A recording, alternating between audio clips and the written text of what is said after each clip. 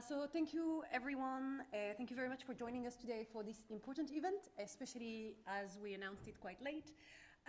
So I'm Sabah Boufkhed. I'm lecturing global health here at the University of Manchester in the Humanitarian and Conflict Response Institute.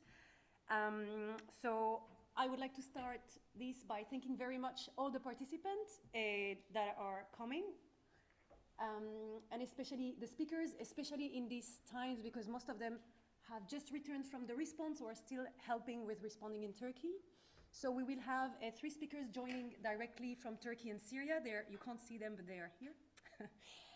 So we're really grateful for them to share their expertise, their insight, and thank you very much for the work you're doing, especially for this specific earthquake response. So thank you so much and welcome. We're honored and privileged to have you as guests. So thank you for coming and for your time. Also, I would like to, before we start as well, I want to thank a few people just because it was a special organization. So we mobilized a lot of people within 10 days. So thank you so much, especially to Andrew Gibson, who co-organizes the events with me, is there. Our director and co-director, Larissa Fast and Dirte Vogel, because they had the idea of setting this up, but also some colleagues and friends who have helped. So Muna Haiti, Mervat Al-Hafar, Betul Yelmaz, who is here, and Laila Zulbakil that I see at the top. So thank you so much for helping us managing to have such an amazing panel with very special guests today. So we're really humbled to have everyone. So you will notice that this is not a usual academic chat because we don't have any academic on the panel, and that's intentional because we wanted to hear directly voices from the field. So for once we hear raw experiences and direct experiences without filter. So that's so thank you so much for sharing your expertise. So the aim of this event is specifically to give the floor to people who have been supporting and covering the response to the earthquake, both in Northwest Syria and in Turkey. So it is a chance for us really, as academic staff, as students, but also members of the public. I know we have quite a lot of people online, to hear firsthand what is happening and to get some analysis from non-academics for a change, so people who are actually there when these things happen. It's a chance for us to have an open academic platform, and I hope that this will open doors for change, but also that it will inspire some of you to do some research that may or may not be helpful, let's be honest with that, but at least grounded on some of the experiences you will hear today from responders. So we did share with you links to our links to make donations for the organizations that we're supporting. So every little helps. So it can be £1 up to £1 million if you're rich. You never know who is in the room, so why not? So please do consider donating. You will find it at the bottom of the event page, and I know that our colleagues shared the link as well. We'll share again the link after the event. So please consider donation. Before we start, I just want to remind everyone that we intend this space to be safe. So we want to have a safe space for all, where we are all considerate and respectful of each other, especially given the circumstances and especially because it's still a disaster ongoing. So I would like to set some ground rules and to remind everyone that every speaker is entitled to their opinions and their views. And it does not necessarily reflect our opinions or views, but it's something that we have to hear and be considerate about. So we are in an academic setting, and we welcome, obviously, constructive criticism and discussion, and a respectful challenge of ideas and views expressed. Having said that, obviously, personal attacks, insensitive comments will not be welcome, and I won't tolerate that, so just to set the ground clear. This discussion may be quite emotional for people. For some of us here, there may be some distressing content, especially for those who may be affected by the earthquake. That includes our speaker and some people in the audience. So let's be considerate to each other. So just as, again, a ground rule, feel free to leave the room if you need at any point, to take some time off and come back, or not. And we'll have a cool down time. After that, we'll have drinks on the 3rd floor and like a small gathering all together. So we welcome you to join us for chatting with the speakers and for chatting with us at the end of this event. So, and for students and staff who have been affected, please remember that the university has support services available. I'd happily share the links if anyone needs, like get in touch with me at the end or by email. And so before we do start the actual discussion, I want to I would like to share that with the panelists. We thought it would be good to have a minute of silence for the victims of the earthquake, and especially for the healthcare workers, the rescuers, the humanitarian workers who have lost their lives on duty. And we would like to share our solidarity and condolences to all those affected. So I'm just going to take a minute for us to have a minute of silence for the victims.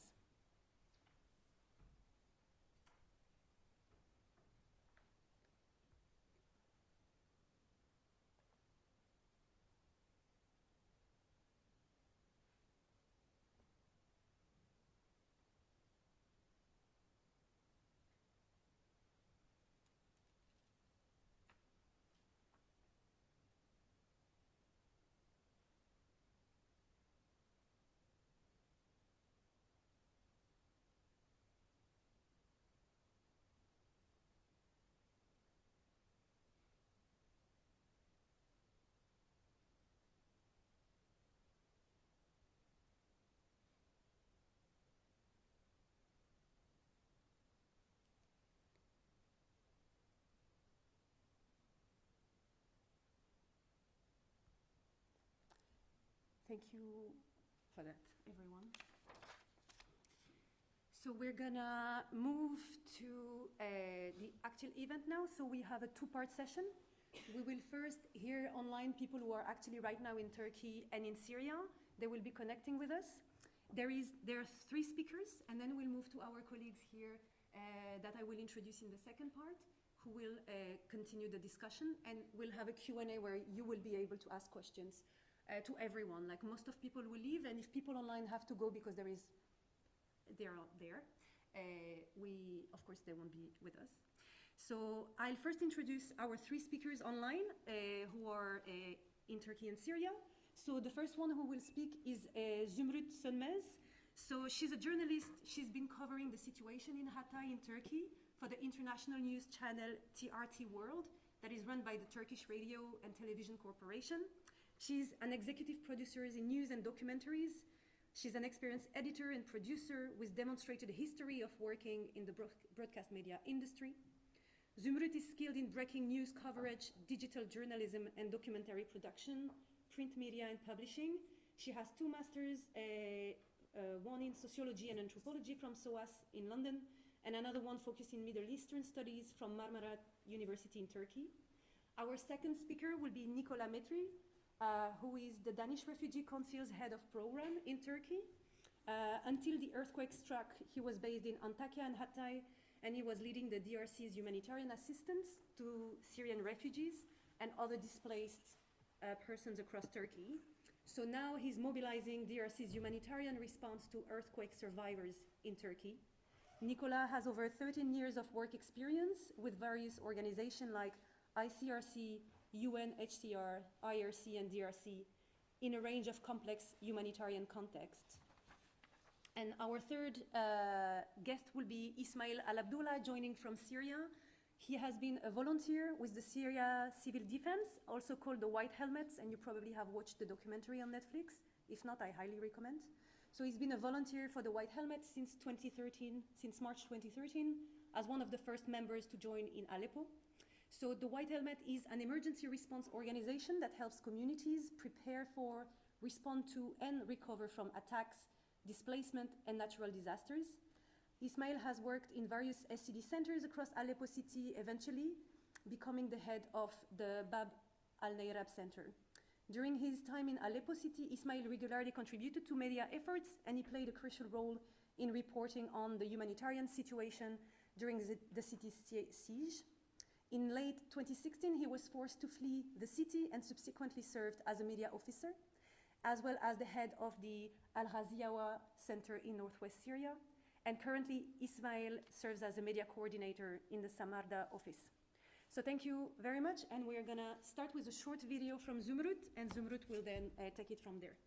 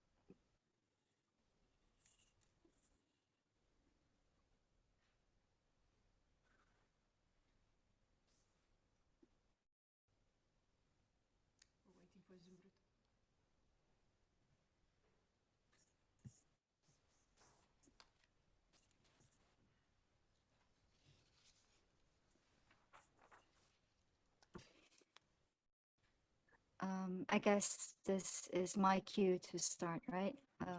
Sorry, can everyone hear me or?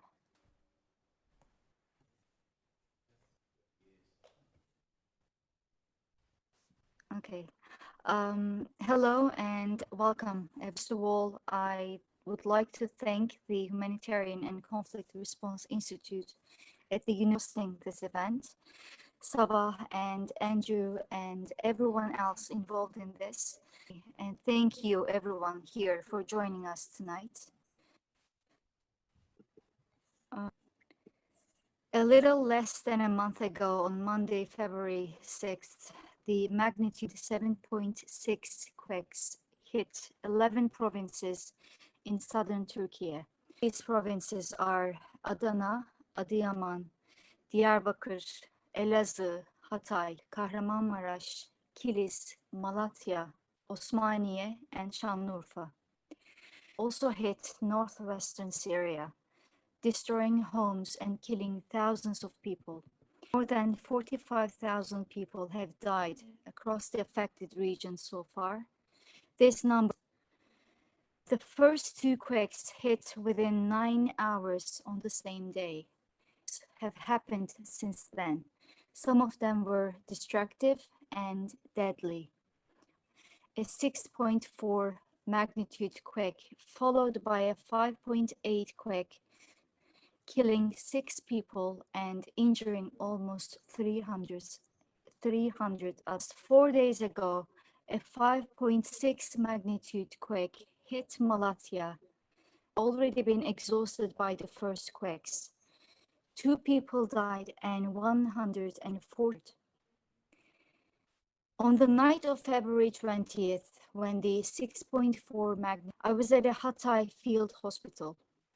I had already been experiencing the aftershocks. That one was different.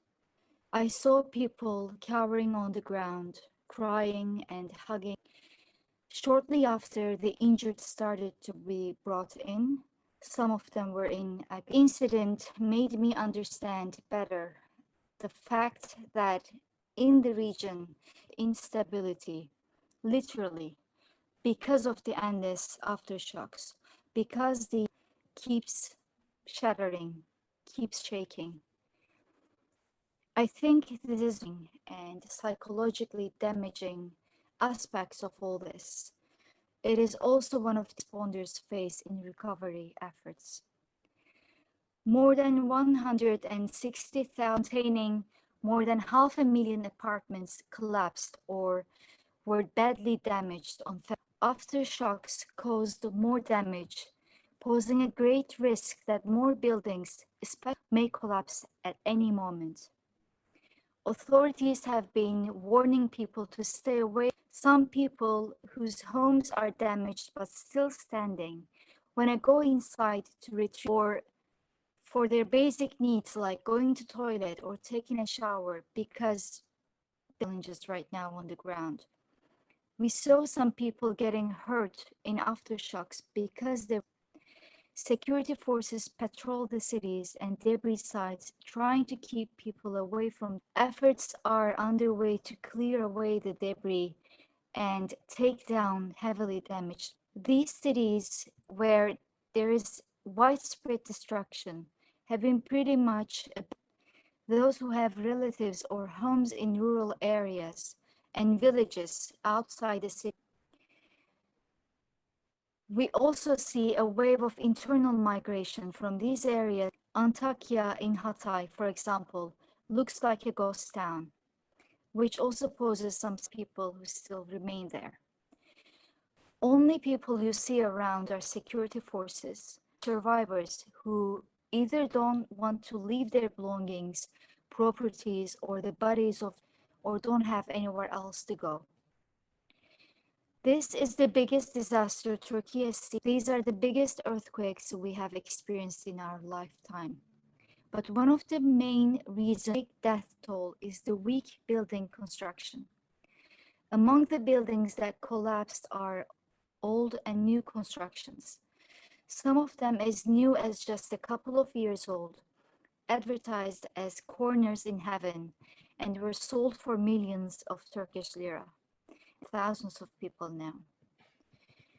This revealed the harsh reality most of us had feared, which were put in place after the 1999 earthquake were being violated.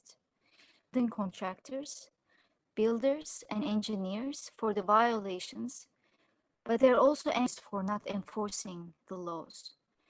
The government says hundreds of people, including owners and local officials, are under investigation, and nearly 200 of them have already been arrested. Going back to Monday, February 6th, the first earthquake struck at 4:17 a.m. when everyone was asleep and indoors, which decreased their chances of survival. On the other hand, weather conditions lower than what we see at this time of year in the region. Rain, snow, and freed and hindered search and rescue efforts. In addition to extreme weather conditions of the disaster and the damage it caused to infrastructure, roads, and highways, rescue teams to reach some areas were the most crucial to reach more survivors, but unfortunately those crucial hours, and once the help arrived, the extent of the disaster became even clearer. This whole government and voluntary organizations, as well as international assistance, the manpower of the collapsed building. Rescue workers had to calculate their chances as to which building to attend to first. On my first night in Hatay, rescue workers had been working all day. It was a neighborhood full of high-rise apartment buildings. On one street, a Syrian man was retrieving the bodies of his family from under the road. On the other street, there was still a search and rescue operation going on.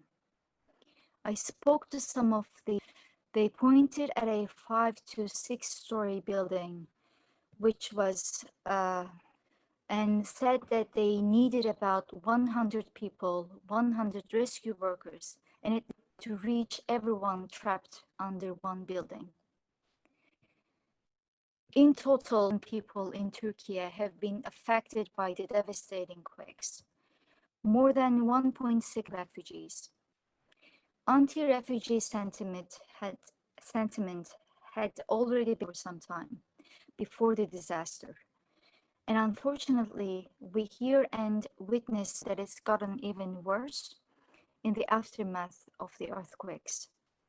Syrians had a disinformation campaign accusing them of looting destroyed homes and stealing aid of goods in the region. In one reported incident, a Syrian woman tells rescue only made noise but didn't speak, fearing that if they did, the rescuers would understand and would not save them. Millions of Syrians have been living in Turkey for more than a decade. There are good examples of solidarity.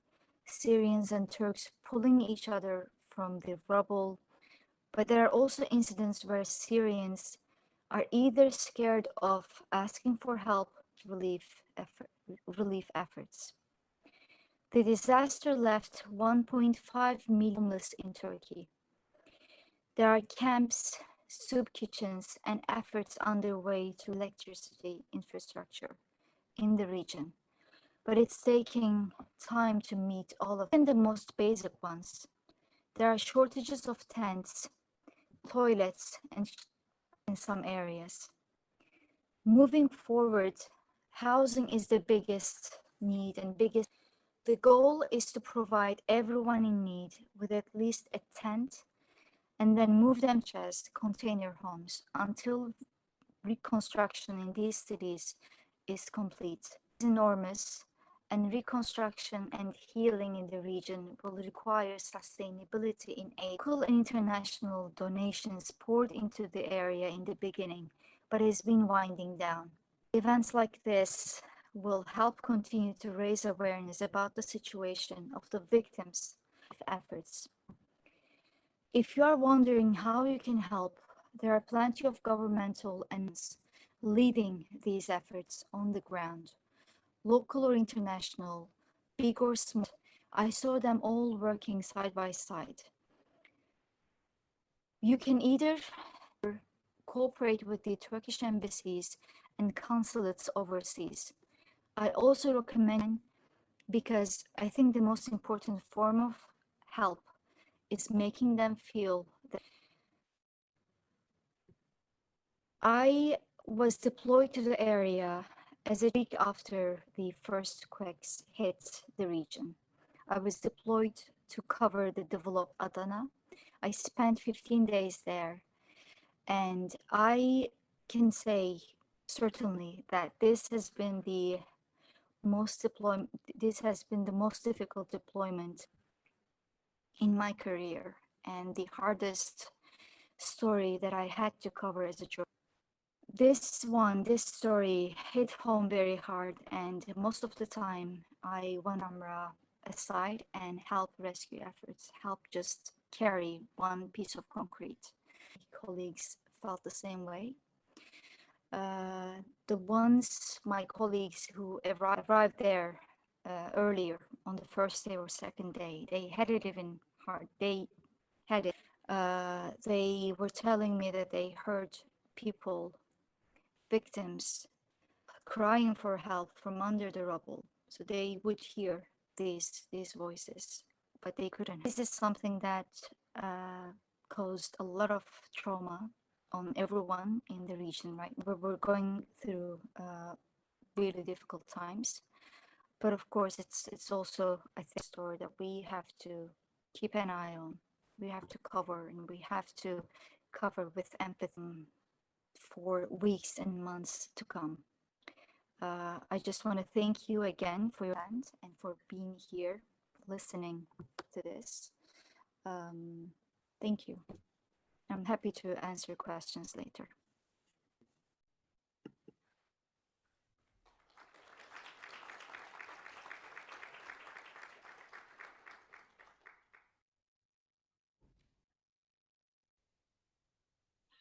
Thank you very much, and thank you, Zümrüt, for what you've said, and the very touching video. To this day, it's incredibly hard to see these images.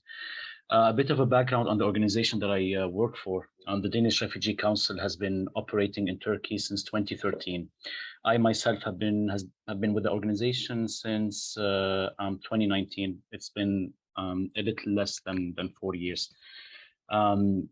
We have been operating in the southeast, many of the provinces that Zümrüt listed, and namely in Kahramanmaraş and Hatay, two of the provinces that were most affected by this earthquake. We work in the southeast because it's an area that has a high proportion of refugees, and we're an organization that has a mandate that is focused on helping refugees across the globe. For us, the work in Turkey and for many other humanitarian organizations, Turkey was what you call a development context, which means that in terms of the humanitarian assistance that you provide, you really work on building the resilience of local communities, of refugee communities. You work on increasing capacities, on helping people better integrate in the community. And that includes supporting people with legal counseling, legal assistance, obtaining of legal documentation, also building up their capacity so that they can be more competitive on the job market, to start their own businesses, and so on. So it's a bit of a different level of a humanitarian response, if you will. And then February 6th happened, and I was in central Antakya at the time. And on a personal note, I really don't know why I'm standing here and I'm talking to you. I don't know why I managed to get out of my building, and two of my colleagues didn't and lost their lives. Another one lost her entire family. Yet another one lost his son after days waiting out in the cold for him to be saved, for that son never to be saved, and for many, many others to lose many members of their extended families. I don't know why I'm in this blessed situation where I'm here and I didn't lose any loved ones, why I was one of the people trying to pull others out of the rubble and not one of the ones who were under the rubble. But for that, I can only be thankful. And then pretty much overnight, to go back to the humanitarian response, which I'm helping to coordinate to the best of my ability, DRC, or the Danish Refugee Council, and other humanitarian organizations operating in the area had to somehow manage to take care of the well-being, the life and well-being of their staff members by management personnel, including myself, who are also affected by this earthquake. And at the same time, put together a supply chain and a field response structure that was sufficient to respond to a massive humanitarian emergency. And overnight, you're shifting completely from all of the activities that you were implementing, that you have very good expertise on, very long experience implementing in structures that are well established, to something that you never had to do in the country before. You have to go from those to life-saving assistance and sectors that you have, at least as an organization, not individually, that you have no experience in. Suddenly, as Zümrüt mentioned, suddenly people are without shelter. So you're working on shelter, on delivering tents. People need food. People need blankets, mattresses. And it's incredibly hard, of course, as you can imagine, to coordinate such a humanitarian response when the humanitarian organizations that best know this community are the ones from the area. So they were also affected themselves. So what you end up doing in these cases is you have a few solutions. For an international organization, of course, you have the privilege of having, experts coming from other countries to support your program and to support with the humanitarian response. But that usually these people, when they come in, they don't fully understand the context, which takes you really years and experience to get to know and to know exactly what works and what doesn't.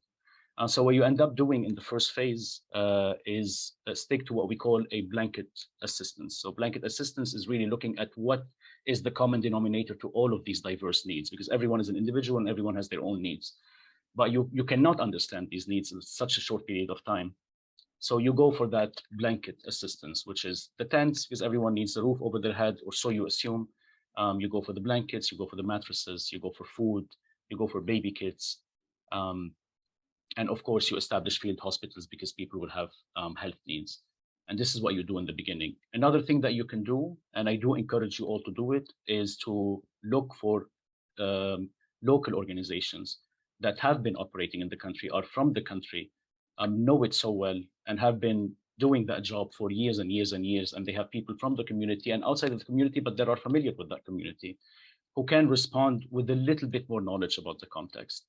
And the way international organizations support them is that we have access to international donors who sometimes don't know of the local organizations on the ground, don't have any visibility on them. So they usually go to you first because they know you.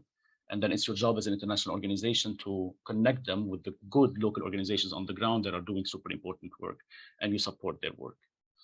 But regardless, and that's maybe towards my closing remarks, regardless of what you do, you're still blind to so much that's happening. People are not one size fits all, and humanitarian assistance also cannot be one size fits all forever. In the beginning, maybe it's fine for the reasons that I mentioned, but then when you look at these populations, and Zümrüt did mention it as well, some of them left the city completely. So they became displaced within the country. Some of them opted or had no choice but to stay behind. Some of them wanted to be near their houses. Some of them just simply did not have a choice. Others went to family members that they had in surrounding areas that were slightly less affected, and you end up then with a village of a certain population, having that population tripling or quadrupling right after the earthquake. And you can understand, of course, the strain that places on infrastructure and on services in those villages. And for you to zoom in and understand the specific needs of each one of these groups, this is something that takes time. And this will be actually, we've been through such challenging times so far with the search and rescue, after that the recovery, and now the blanket humanitarian assistance. But I think yet another challenging chapter will come when we're zooming in and trying to understand how these different profiles of people, how they differ in their needs, and how we can best support them individually or as a community. So that would be the challenge for the next phase. But one thing I will definitely stress here is usually whatever vulnerability you had before an earthquake, comes back to haunt you. And that's the case with any emergency and any disaster that you see. It's one of the easiest statements to say everybody was affected. And it's true, everybody was affected, but then their ability to cope with that same disaster differs greatly. I was also affected, but I'm speaking to you today from a hotel room. Why? Because I have access to income, I have a job, and so I can afford to move to a different city and find myself a shelter, a stable one, and start coordinating humanitarian response from there. That's not a privilege that many people have. So it's very important when you're working in a humanitarian response to understand these different levels of vulnerability and how they interact with the disaster that's coming to affect everyone. If you're a woman, head of a household, if you're a child who's on his own or her own, if you're a person with a disability, if you're a refugee, if you're someone with no legal status, then you're not going to cope as well with a disaster of this magnitude. With this, I would close and thank you all very much.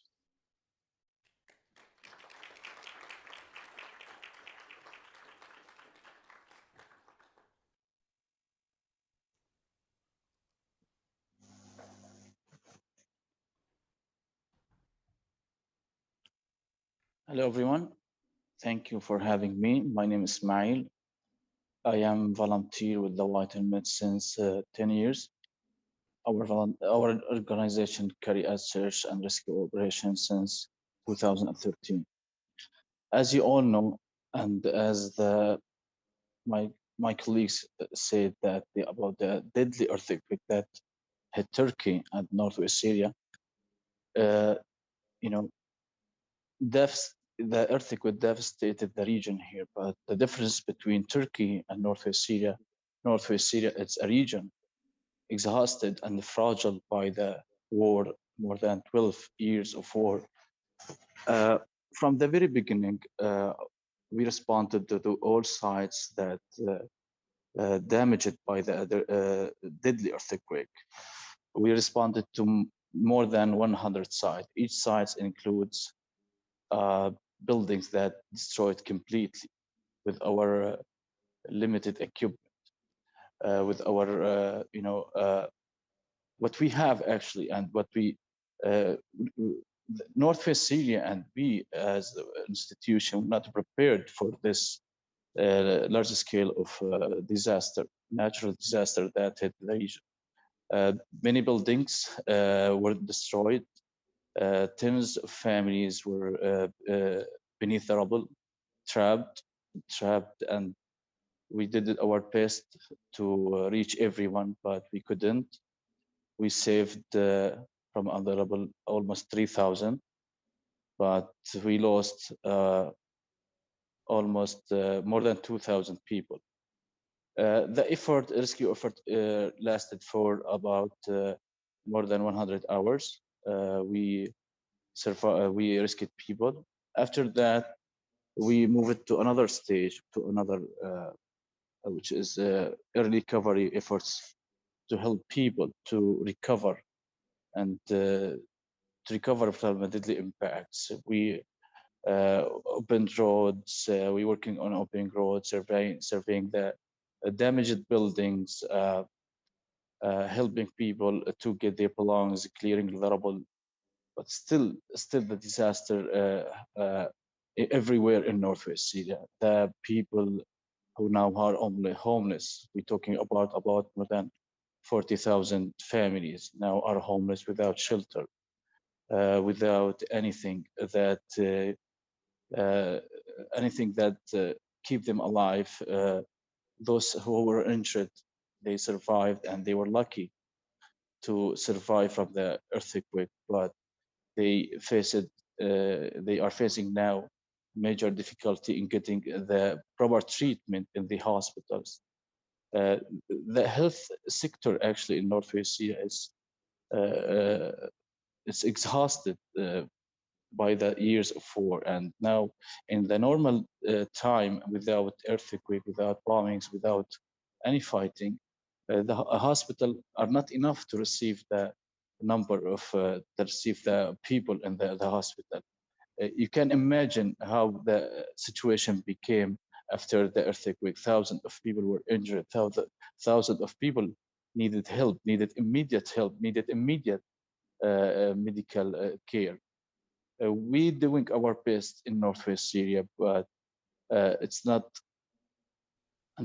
and we're not in our abilities, our capabilities are not enough to deal with whole disaster. This disaster is bigger than anyone, any NGO operating in Northwest Syria, including us, including the white helmets. The infrastructure is not ready to handle this disaster.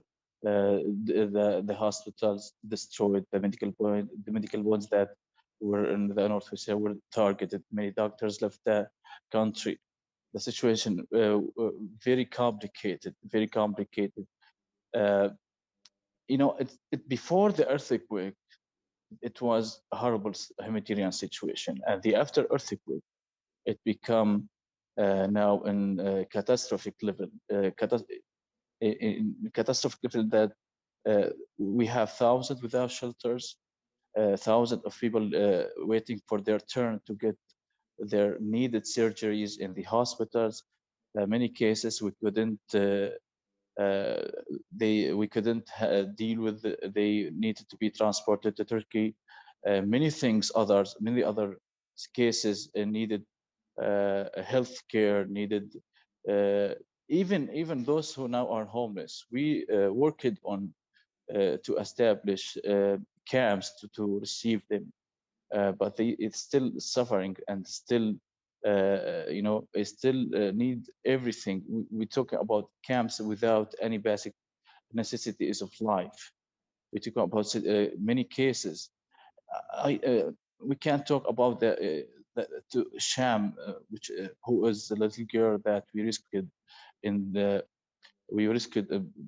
beneath the rubble, and we transported her to the hospital. She needed an immediate surgery in Northwest Syria, but the medical sector, the hospital, couldn't afford and provide the medical care.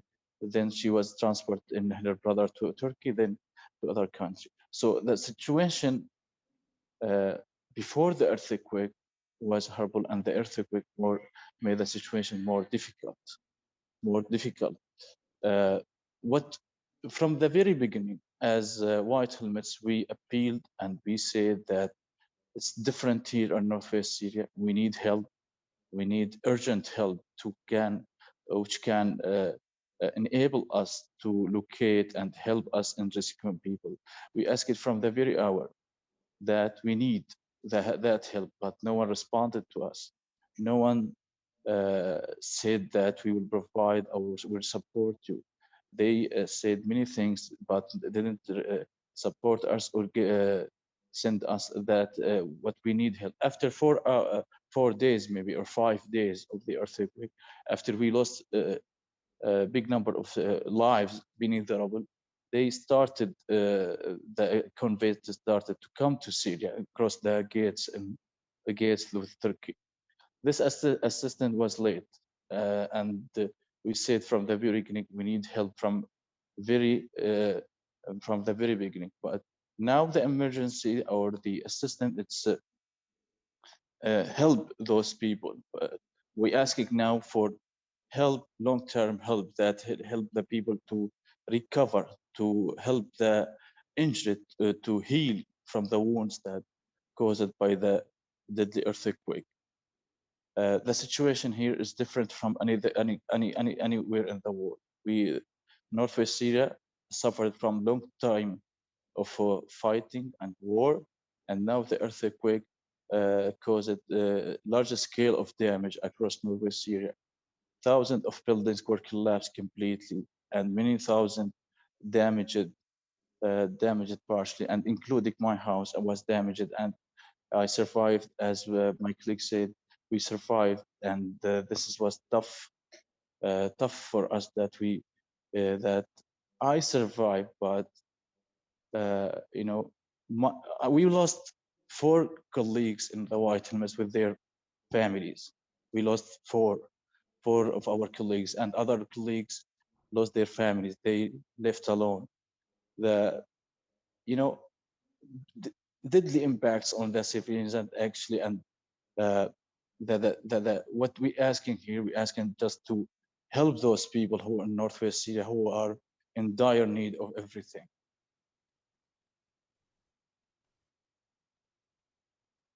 Thank you so much.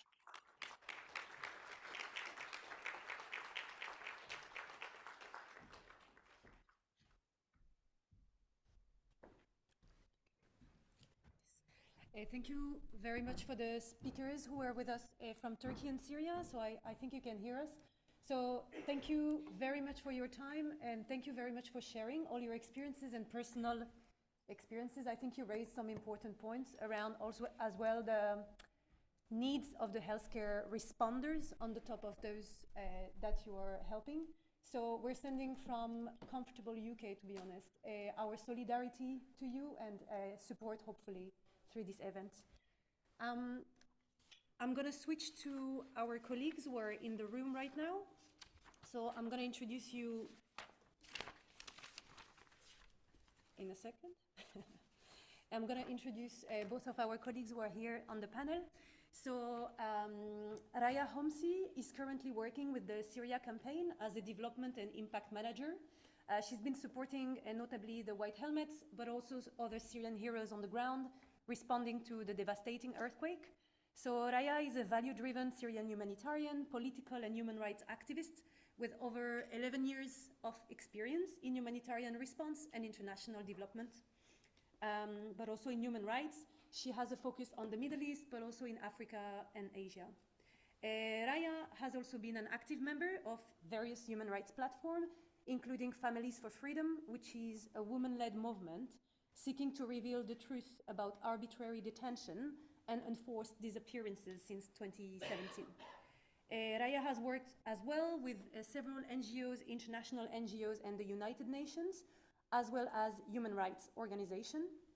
Her passion for advocating causes related to localization, women's rights, participation in political life, democracy, freedom of speech, and arbitrary detention has made her a respected voice in the field. Raya was awarded a Chevening Scholarship and obtained a master's in politics, philosophy, and economics, economic development from the University of Warwick, and her dissertation was awarded distinction. Nihad Sarmini has just returned as a volunteer contributing to the response, to the earthquake response efforts in Turkey and Syria with Action for Humanity particularly. Nihad is a humanitarian and development practitioner with over 11 years of experience in managing programs in complex and volatile environments. So Nihad expertise lies in stabilization, humanitarian operations, having managed large-scale programs in both Syria and Turkey. Currently, Nihad serves as a consultant and founder of Towards Impact, which supports other organizations in enhancing their impact and effectiveness. He has worked with several organizations, including CARE International, Mayday Rescue, War Child, Save the Children International, and Syria Relief. And currently, we're lucky to have him as a student at the University of Manchester, where he pursues an MSc in International Development. And in addition, he has an MBA with a focus on strategic management for NGOs, and he's driven by his passion for making a positive impact in the world, and he's been a volunteer for several NGOs. So I'm gonna leave Nihad to start first, and then Raya will speak, and then after that we'll have Q&A and open for questions. Thank you so much, Sabah. Do we need this? Yeah, for online. Hello, everyone. So yes, I'm a student like you at University of Manchester, and thanks also for many of my colleagues here. A student like you who went to sleep on Sunday night, preparing for next day, Monday, we had a lecture. At 1:30 our UK time, I received a call from my brother in Syria telling me we are not able to contact our parents. And I was like just waking up from sleep, telling him, okay. And he said, we are not able to reach them. My parents are actually in Antakya in Turkey, which the video you saw previously is actually the city that Zümrüt mentioned. Since 1:30 UK time, which was the earthquake happened in Antakya at 4:17 a.m. Turkey time. I spent around 15 hours just trying to reach actually my parents with no hope. After actually 12 hours, I just received a picture from a friend. He sent it to a WhatsApp group. He was in Antakya, said literally Antakya is fully destroyed. And that's it, that we lost the connection. Why we were not able to reach anyone there? Because after the earthquake, the internet was fully down, no electricity, no water, nothing, no connection. And unfortunately also no even first responders or rescue team were arrived in the first also, I would say at least minimum 20 hours to the location. I then had to go to Turkey after made sure also my parents, they told me they are alive. I was one of the lucky ones like Nicolas mentioned, and you start questioning yourself, so why, you know? And with the hope that I'm going there, I have been working in Turkey and Syria for years with different international organizations, hoping that, okay, everything we used to do in workshops as lesson learned and also in the response in general, we'll be tackling in this response. We have the capacity, organization there, UN there, we should have actually better response. The reality was different when I arrived on the ground, unfortunately. I saw no UN, was shocked. Where's everyone? I saw even my organization that I used to work with, NGOs, they were not there. I started contacting actually few of them. They told me we are impacted, we are affected as well, which is a fair point. Like as Nicolas mentioned, like his house is collapsed, for example. But what to do in those situations? What I learned when we were working with NGOs and the difference between local organization and NGOs, they have the ability to mobilize resources and also to send deployment team. I was one of those trained to be deployed in 24 hours to any country, which we call it roster. So I was part of the roster to be deployed, but I didn't see any deployment in the first at least 3 or 4 days after the earthquake. In contrast, what I saw, local organizations, they were really on the ground. They were really responding with simple things, with water, with providing any support they are able to. On the ground, they were responding to the people. After 3 days, I saw one of my previous colleagues or friends that I know. His mother was under the rubble, and he literally saw me and he said, we have hygiene kits we need to distribute to people. And I looked at him and said, what do you mean? He said, we are trying to respond with hygiene kits. Now it's one of the urgent needs. Can you help us? Can you try to also give us support? This guy, his mother was under the rubble, and he was actually trying to prioritize to also helping other people. Another friend, he lost his child, and also he was trying to move and try to evacuate people from the disaster affected locations.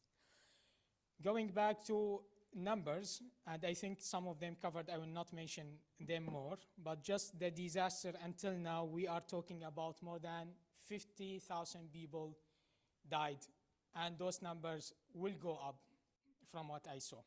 It's only so far the reported numbers, and we still personally at personal level, I know so many, we don't know if they are alive or if they are dead. We don't see their bodies, we don't know, and we don't know if those numbers actually, how accurate they are, but they will go up. The number of people injured, we're talking about, according to the UN, more than 120,000 people, they are injured. Which also we need to also to mention about the impact happened to health facilities as well, and the damage happened to hospitals, which I saw at least 4 hospitals, they were out. They were damaged or collapsed fully, at least in Antakya and also in other cities. Zümrüt mentioned about more than 500,000 house or flats being destroyed, and you just multiply this number and you can come up with how many people are currently homeless, with no place, with no shelter to stay. We are talking about, again, according to the UN figures, we are talking about 15 million people impacted, and they are affected by this earthquake. More particularly, which I will focus on here, 1.7 million are Syrians in particular, Syrian refugees. Why I'm focusing about Syrian refugees? The reason this area, the impacted area, was a hub for Syrian refugees because it's very close to the Syrian border. More, of course, Turkey hosts Afghans and also Iranian and other refugees as well, Ukrainian, but they are based in other cities, which were less impacted by this crisis. So we're talking about 1.7 million people, Syrian refugees, who fled their country, went to a new country, tried to build future, try to have hope. We have this resilience. Okay, we'll be moving again. We'll build. We'll have new house. Some of them at personal level, I know they bought their houses in Turkey, and they were living there with their families. They were establishing family life. Need to go on. This is what we always try to say. Okay, yes, we have all this distraction, but lives need to go on. But in less than 45 seconds, all those dreams went to zero. Like, you have all those hopes, and then you go back to zero as a refugee in a new country that you were struggling to build with everything you have, and then you go back to zero. In my now maybe minutes, the minutes I have, I will be focusing on a few things based on my observation. So I went there, I saw things based on my experience and also my observation, what I saw. I will be focusing on needs that you will not the standard needs, that there is need for food, there is need for wash, there is need for water. Yes, I will be focusing on other needs that what I saw there. And also be talking about few challenges that we observe also on the ground, in particular to the Syrian refugees also, or refugees in general. And then what we need to do. Yeah, I would like really to thank you that we are coming here, but also what the outcome of us coming here. So based, like the needs I saw, of course, the basic needs are there, and it's very important, and it's the needs specifically for basic needs, which what I mean by basic needs, the food, water, and sanitation are very important at this stage. But other needs, we're talking about shelter. And when I'm talking about shelter in particular, compare the number with what you heard about destroyed houses, damaged cities, etc. We're talking about shelter. And when we talk about shelter, it's involved actually three things, according to my opinion. Because people start moving away from those impacted provinces towards more maybe other less impacted cities, let's say Mersin or also other cities. If you have the ability, which number one, you might not have the access. So if I am now a Syrian refugee in Turkey, have the ability, the financial ability to go and rent a house, you might not have the access because of the discrimination against refugees. If you have the ability and you have the access, you might not have the availability. So you see the type of challenges we are facing now. So in other words, we need one, to enable people with more financial support to make them able to actually to find shelter and also to find at least temporary shelter. When we talk about temporary, it's minimum 1 year. Two, we need to enable the access. So we need more voices to reduce this discrimination. Regardless of all the political talks now in Turkey, everyone is actually making this as part of their agenda, but this needs to be a voice built to actually stop this discrimination against refugees, and also to see how this information is playing a very important role in the social media. If you go to Twitter and you read the tweets there, or you go to other social media platforms and how they start creating all the stories, you can see sometimes it's bland discrimination or bland disinformation against vulnerable particular group. We are studying at university. We have maybe the tools to start studying those, to do research and see how we can actually put this in a practice and show the case of discrimination or disinformation against vulnerable particular group, and then put it towards more policymakers, or we as also students now or academicians, we need maybe to be the voice to start also tackling those discrimination also on social media and other platforms. Lastly is availability, which we have been trying to find more available spaces, and this is community. Myself, I tried to move my family away 10 hours drive from Antakya, and then because I went back, my mom called me and she said, okay, you are giving us a second death. I said, okay, why? She said, we need community around us, which is true. If I take people from their surroundings, especially in this situation, I'm not a mental health expert. I'm not a psychologist here, but you in those crises, you need your friends around you. And here, I really want also to thank my friends who were even around me during this also particular also incident. Other things also we need to make sure we provide people is actually the mental health and psychological support, providing them. This can happen online. You can volunteer, you can provide it also to different people to help during this crisis. I think even the University of Manchester, I tried to share, we have a leaflet even already was ready to be distributed, which was great.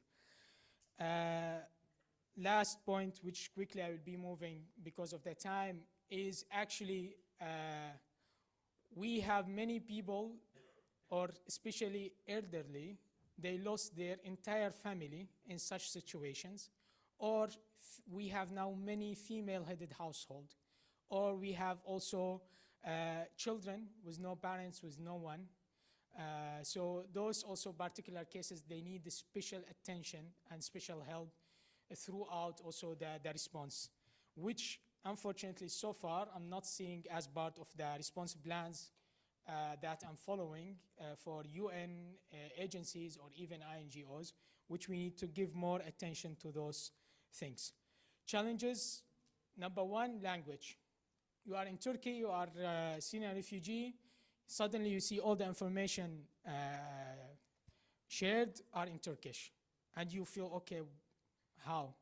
So we need actually to share information equally, and also to have the sufficient information sharing with people.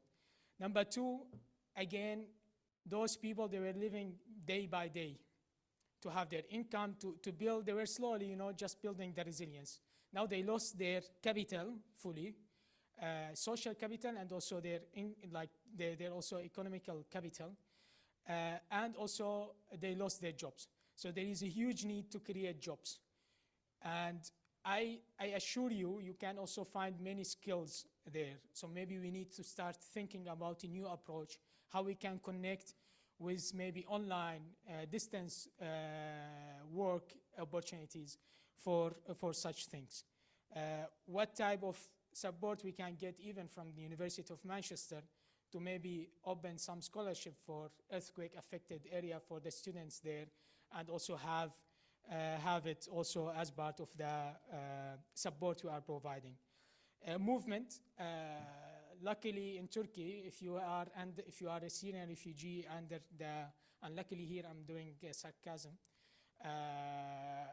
if you are a Syrian refugee, you are only allowed to stay in your province. So for example, if I'm in Manchester, I'm not allowed to leave Manchester to another province. During this situation and after the earthquake, they had the opportunity to, for 90 days, to move to different cities and provinces except Istanbul. And I saw it myself, that you are not, during this time, you are not able actually to access, to travel by plane.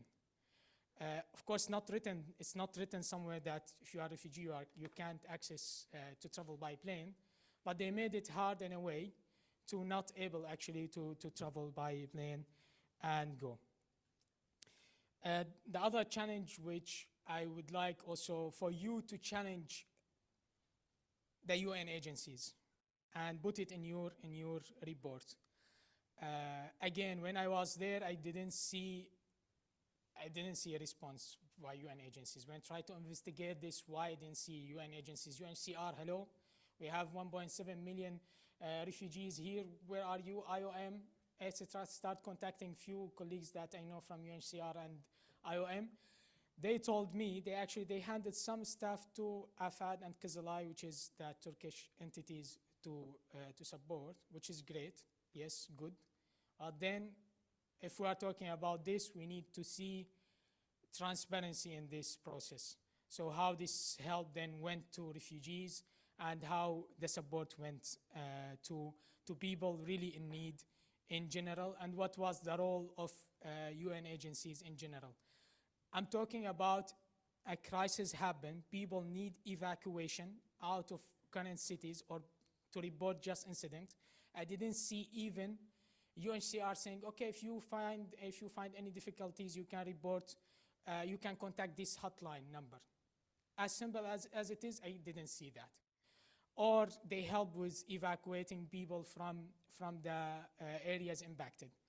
And when mentioned about the need for sanitation or sewage, staying there in Antakya, I think after 10 days, you are not allowed to enter building. There is no mobile toilet, and I was, okay, great. UN, NGOs, where is fair standards? Where is the everything you are talking about? What I saw, literally, water, food was available everywhere in those affected areas. But you know from who? It's actually from the people themselves, from the community. I just was walking in the street in the morning in Antakya, and then a nice guy approached me and he said, you should have some borek. The borek is like a pie in UK. And I told him, no, thank you. He said, no, this is made by the aunties. You should have some. And I saw how actually communities come together, the solidarity. And when I'm talking communities, it's actually Turkish and Syrian. I saw the chain of Syrian restaurants in Istanbul. They went and they had a mobile kitchen in Hatay, and they start cooking and also start helping. I saw volunteers from both Turkish and Syrians. They were going there with their private vehicles just to evacuating people. This is the type of solidarity that we need to maybe focus on, and also to see more in the media even itself, just to tackle those disinformation as well. I have been getting hints from here.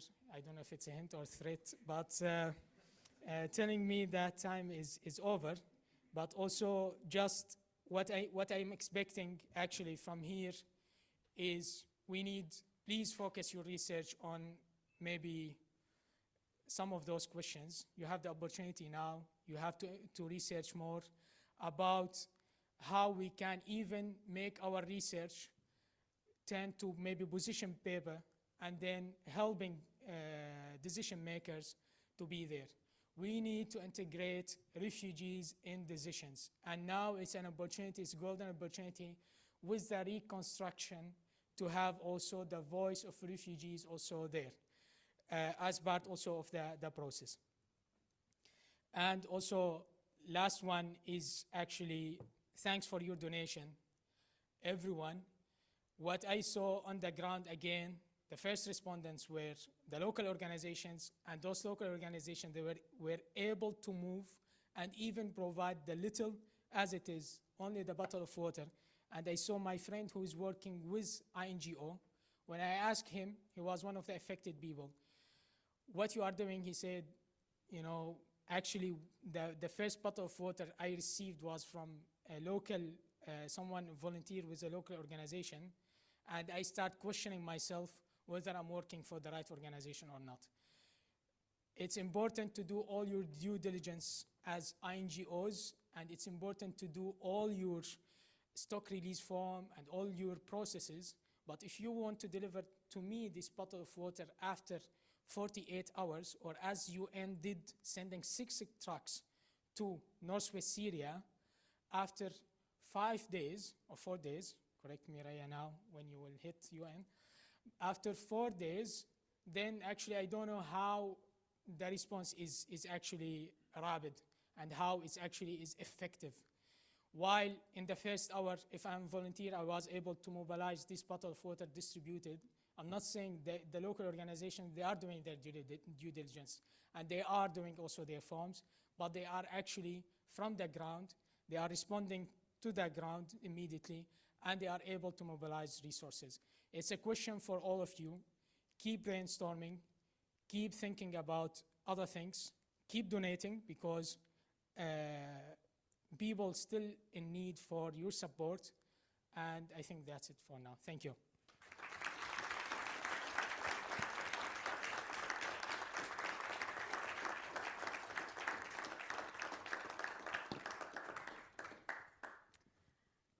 Thank you, Nihad.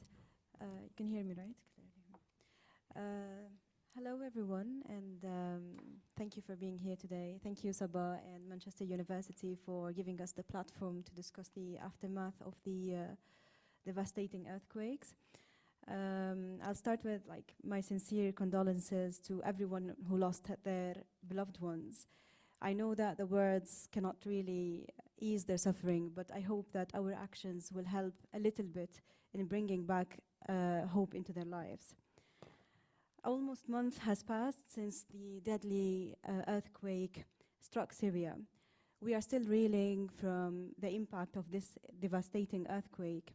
Unfortunately, each passing day has further highlights the scale of them and the level of the tragedy happening on the ground, and making it very clear that the impact of this earthquake will be for years to come. The death toll in Syria has also been increasing, and at least 6,000 people confirmed dead by the earthquake, where 4,000 of them were in northwest Syria. In fact, as a Syrian, and on behalf of Syrian people, I would like to thank each and every one of you who made the efforts to come today to the conference, to the event, or joined via Zoom. And in fact, it's people from around the world who supported Syrian people, who helped us in rescuing the lives. It was not the UN, unfortunately, and not the international community. It's heartwarming to know that only in the first 2 weeks after the earthquake, more than 90,000 people have donated only to the White Helmets to help them in the rescue efforts from 189 countries. Do you know how many countries in the world of today? Anyone knows the number? So it's 195, and out of this is 189 people, countries have helped Syrian people. So this is really heartwarming, and unfortunately and shamefully, the UN has failed to establish or activate a disaster response plan in northwest Syria specifically.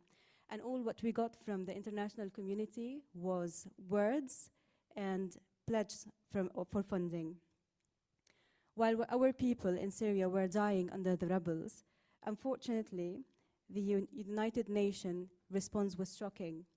There were a complete neglect and zero support for the Syrian people. Even though they knew Syrian people very well, they have been with Syrian for 12 years, witnessing the crimes against humanity that has been happening in Syria for the last 12 years. Before I start speaking about the topic further, I just want to bring to the table the story of the northwest of Syria, in case you don't know it. Northwest of Syria is a limited geographical space where no public services are functioning anymore. It has around more than 4 million people.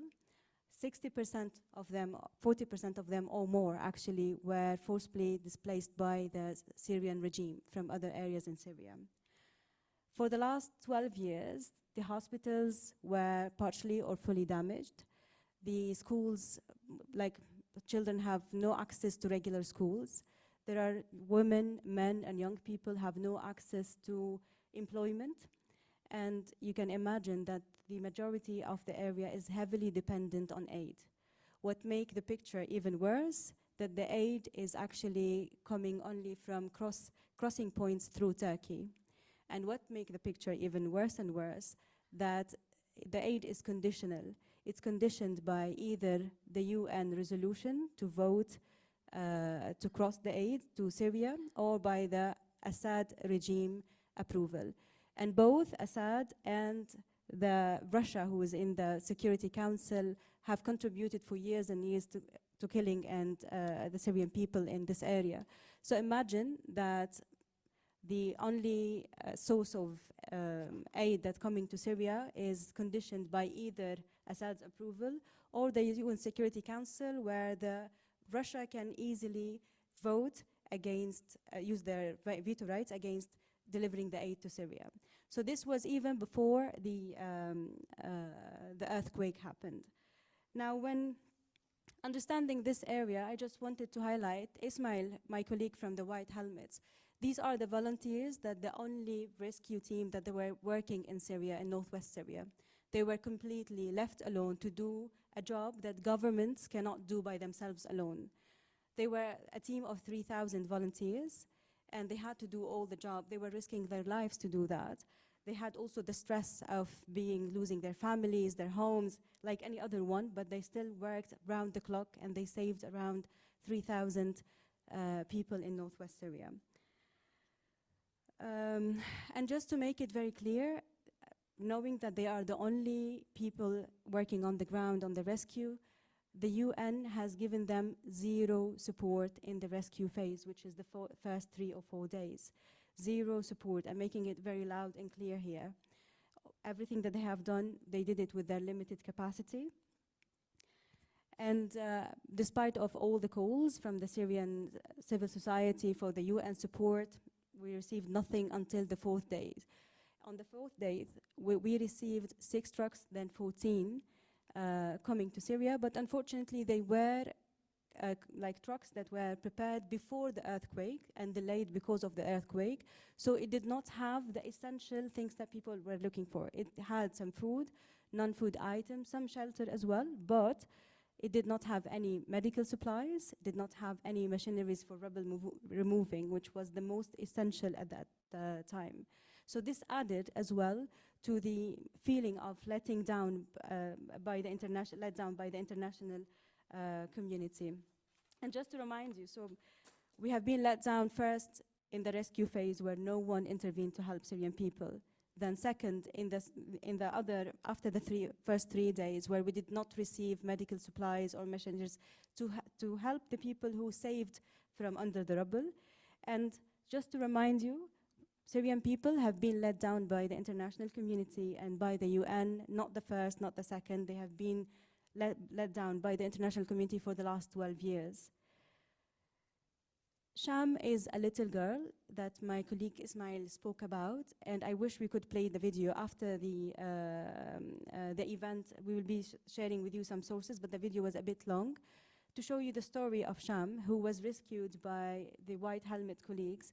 But then unfortunately, because of the lack of the capacity in the medical or the hospitals, let me say, Sham waited and waited and waited. She had what we call, what it's called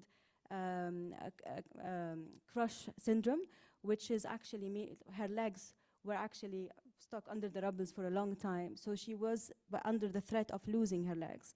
She waited and waited and waited, but we did not have the capacity to help her. After a while, she was sent to Turkey and then abroad. But unfortunately, when she was sent abroad, the decision was too late for her, and she is at the risk of losing at least one of her legs. Sham is one of the children that is very lucky among other children who did not have their voice heard, who did not have the opportunity to go or be transported outside Syria. But failing again to help people at this stage by the UN, it just made more blood in their hands. Of course, and this is a very important point, that the UN does claim that they could not do the intervention because of the UN Security Council vote. They were waiting for the vote or Assad approval to let them in, while actually the legal experts have agreed that we do not need legally the approval of the UN Security Council. Still, the UN did not take any action. So it was really devastating by this stage to see what happened, and I don't know how many lives have to be lost and how many more failures have to happen to convince the UN that their system, there is a fault, is not functioning, that they are doing harm by doing nothing to people. And on another thing, I wanted to say that in the last few weeks as well, there have been several attacks from Assad and his allies on targeting people in northwest Syria. This is a reminder that Syria actually has been in a man-made disaster for the last 10 years or 12 years. So the world seems to be forgetting about the causes of the man-made disaster in Syria. And here, it was very shameful to see Arab leaders shaking the hands of Assad, forgetting and neglecting all the war crimes that he did, and stabbing in the back the people of Syria. We just want to make sure that we don't forget with this disaster what was happening in Syria before, and we do not give to normalize or give the legitimacy to Assad regime. My colleagues shared a little bit of the needs on the ground, where I wanted to speak on behalf of the Syrian civil society as well on our asks and demands, and then I will be ending with some ways of support you may just want to ask or add to it as well. Number one, the first thing that we want as Syrians in northwest Syria is to keep the cross-border open for aid and remain open and remain using it. We do not want to be depending on Russia or regime to have access to aid. The vote will happen again in July and then again in January, so it's being renewed every 6 months, threatening the life of Syrian people again. Number two, we want to ask for a serious investigation within the UN.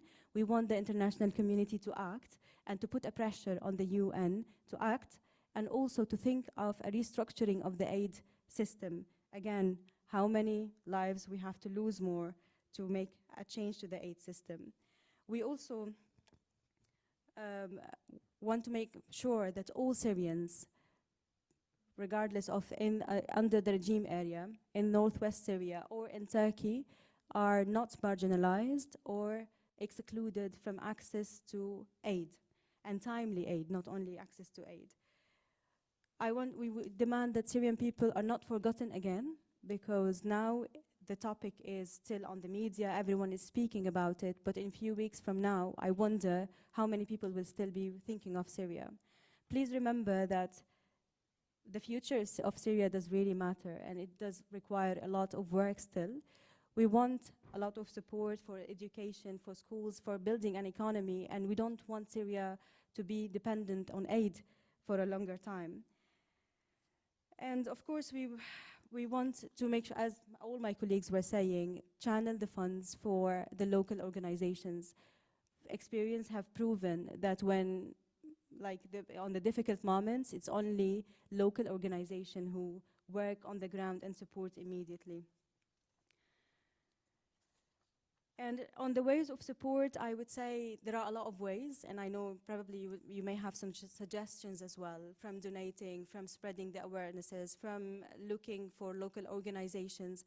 But from my own side of view, I would say, first of all, promote localization. All the time think of the local people are the heroes, and they have the right to lead their future the way they want.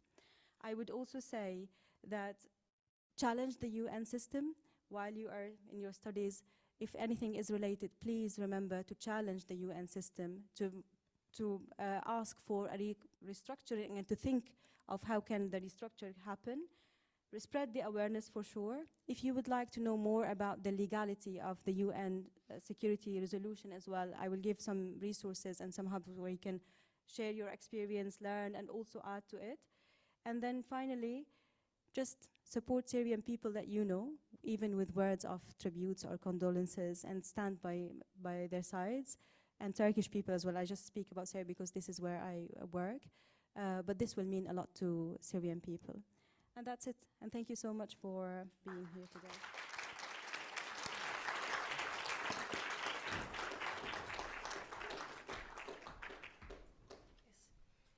Thank you very much, both of you, for all your insights, your expertise, and your analysis on the situation, and probably giving us a little bit thought about more structural question at this stage. So I think what the speakers were really pointing towards in that second part is very much about the structure of aid, the politics behind it, the economical impact, and I think a huge question around how do we make it happen, how do we make it possible for local NGOs to be actually in charge, and how do the international NGO or UN should or should not support. I think that's open for discussion. It's actually not an answer in any possible way. I think you touched as well upon the level of bureaucracy that is involved when you actually do a rapid response, and how it can delay things happening, especially for something as important as responding within 48, 72 hours to actually save lives. So in that case, the barriers were politics, but also like way beyond like just basic bureaucracy that were highlighted in actually several of the speakers' speeches. Like how is it possible for the INGO on site to redeploy resources rapidly, for example. And the last point that I think was extremely important that was raised, and I think that was a thread throughout all of this, is the huge importance of trust from the local communities within like who they trust when there is an emergency, but also on an international platform. Like how do people now in northwest Syria will trust or not the UN when there is resolution, for example, like what does it mean? Just opening question, obviously, more than anything. And last but not least, I think there is a huge important topic that we already had a talk about, is the mental health. So not only the mental health of people, of course we have urgent need, physical needs, but what about the mental health of the victims, but also of the responders? And if not, everybody's on a response mode. What happens when the emergency goes down? Like we can also expect a whole discussion around trauma and the mental health consequences for the responders. And that's something that starts to be something discussed in global health, but that's something that will gain more and more importance as we open these important discussions. So I'm gonna open the floor for questions. I already thanked you, I hope. If not, I'll do it again. So I'm gonna open the floor for discussion. I'll give you like 20 seconds so the people who are a bit more shy can actually take a few seconds to raise their hands. Yes, just gonna, who already has a question so I can see if we take several? 1, 2, 3, 4. Okay, we only have one mic. I can take the other side. So we'll go one. Do you want to take, shall we just go, is it? Okay, let's do it. Who has a short question? Make it short. Okay. Yes. So, yes, can we bring back people on Zoom at the back? I agree. Thank you. So we're going to let's start first, and then I might group questions together. Okay. Thanks so much for the panel. This is Mazen.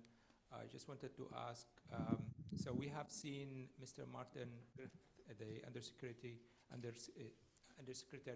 General Secretary for the UN for the Humanitarian Affairs, visiting the 0 point as well as visiting Assad after a couple of days. So the UN have got the privilege in order to visit some of the sites in Aleppo, the destruction, but not in northwest Syria. And then the Assad have shown them the mass destruction that his story is that caused by the earthquake. So in the Syria campaign, how you have treated with this fake story? Thanks.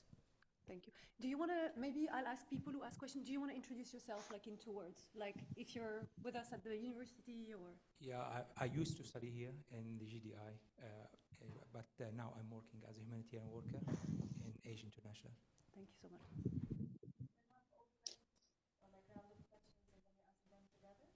I think you can start, or I would prefer to write the question, so I okay. just Cool. So I think there was a question here. There was a question here. I remember a second hand here and on the right. put your hand up for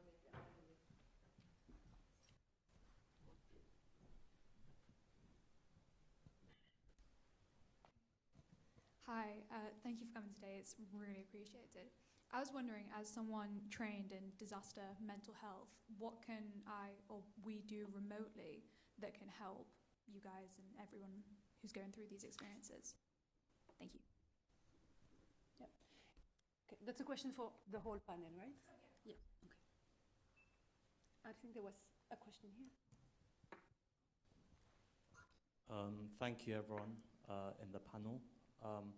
Guess what I wanted to ask, but also point out, there was a lot of emphasis on empowering local organizations on the ground, but I feel as if there's an elephant in the room that's not really being addressed, and that's the policies of the Turkish state.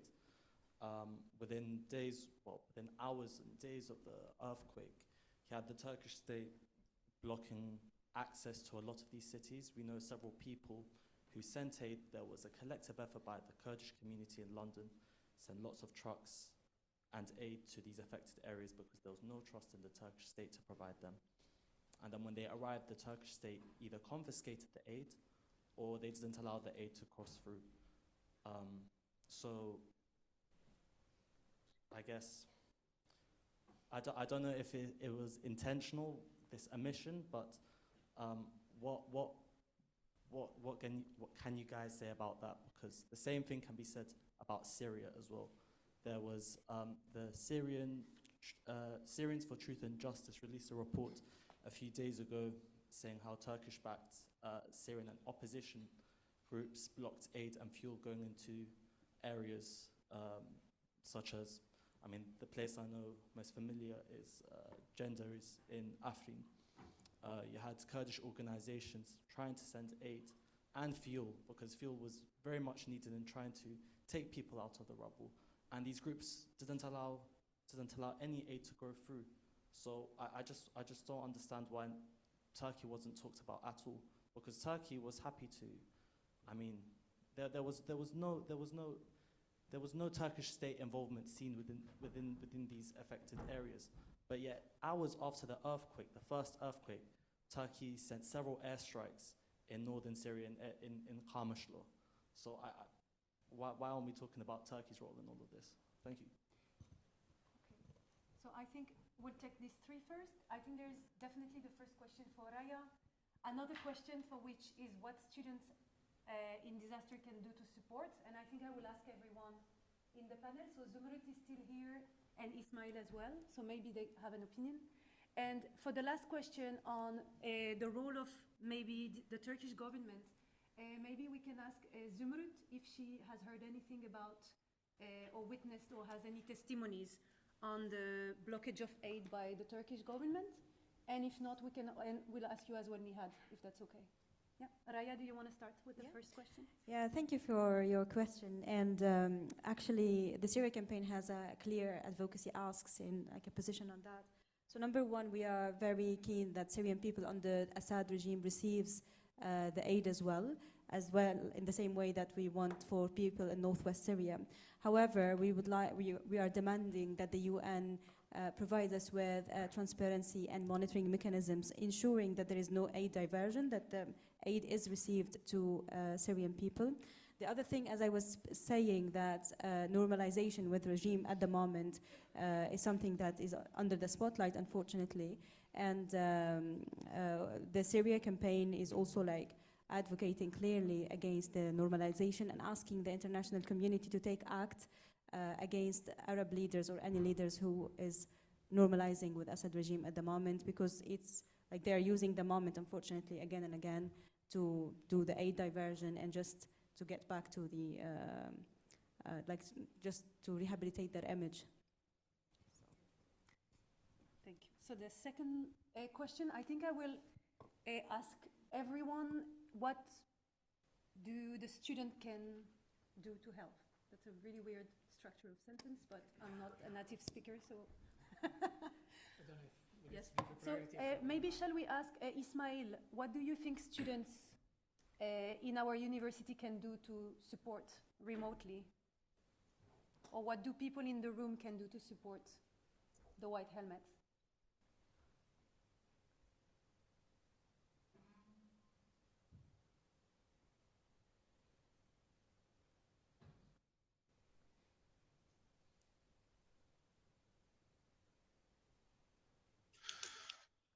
Thank you. Thank you for the question.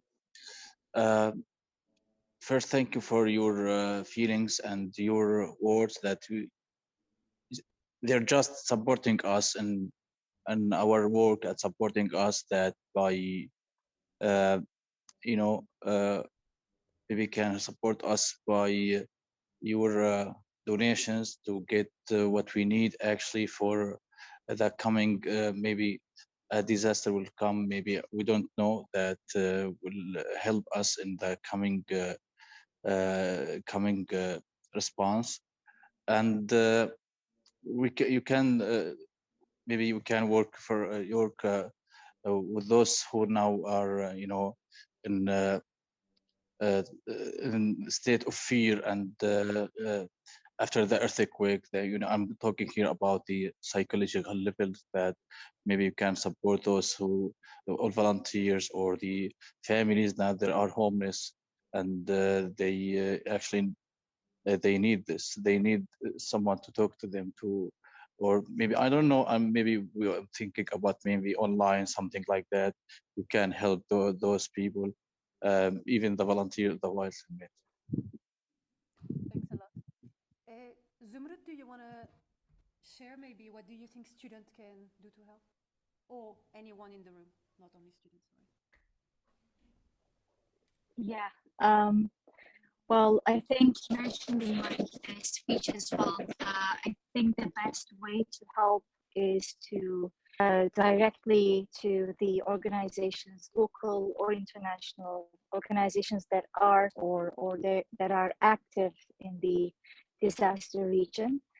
There are local here, but there are some boutique organizations, some efforts, some groups as well that are working to help victims in the area. So I think the best to just coordinate with these organizations, just donate to these organizations, so them working on the ground, so they are there. Whichever you trust, you can with that organization. It doesn't really matter which organization that you will help, but it's working in the area right now, and they're all doing their best to.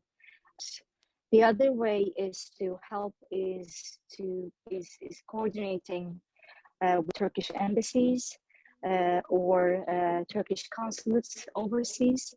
They are also, and they're helping international organizations, local organizations like student groups to deliver their donations to organizations, to officials on the ground. So I think these are the ways to help.